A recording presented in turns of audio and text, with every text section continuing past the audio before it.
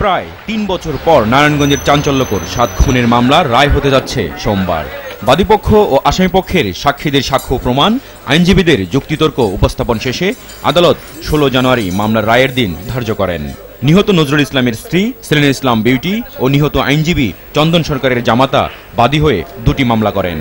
এর প্রেক্ষিতে পুলিশ তদন্ত শেষে নূর হোসেন ও র্যাবের কর্মকর্তা lieutenant colonel Tarek Sayeed, lieutenant commander M Rana, major Arif সহ ৩৫ আসামির বিরুদ্ধে চার্জশিট দেন। এর মধ্যে ২৩ আসামির গ্রেফতার রয়েছে। তাদের উপস্থিতিতে চলে বিচার কাজ। নিহতদের পরিবারের প্রত্যাশা, আলোচিত এই হত্যাকাণ্ডের সাথে জড়িতদের সর্বোচ্চ সাজা হবে এবং ন্যায় বিচার যাতে হোক, আর কারুর মা সন্তান যেন এইভাবে না হারায়। ৭ ফ্যামিলি পরিবার যেন একটু সান্ত্বনা নিয়ে মরতে পারে যে না, এই হত্যার বিচার হয়েছে।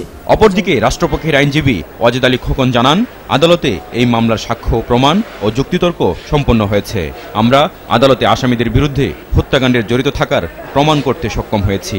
যারা পরিকল্পনাকারী নূর হোসেন, তারেক সাঈদ, মেজর আরিফ এবং রানা সহ যারা অন্যান্য সকল আসামিরা ছিলেন, তাদের মৃত্যুদণ্ড প্রার্থনা করে আবেদন করেছি বিজ্ঞ আদালতের কাছে। মামলাটি সন্দেহাতীতভাবে প্রমাণ করতে আমরা রাষ্ট্রপক্ষ সম্মত হয়েছি। ২০১৪ সালের ২৭ এপ্রিল নারায়ণগঞ্জের লিং রোড এলাকা থেকে প্যানেল মেয়র নজরুল ইসলাম, আইনজীবী চন্দন সরকার সহ ৭ জনকে অপহরণ করে। এর ৩ দিন পর শীতলক্ষ্যা নদী থেকে ৭ জনের লাশ উদ্ধার করে পুলিশ।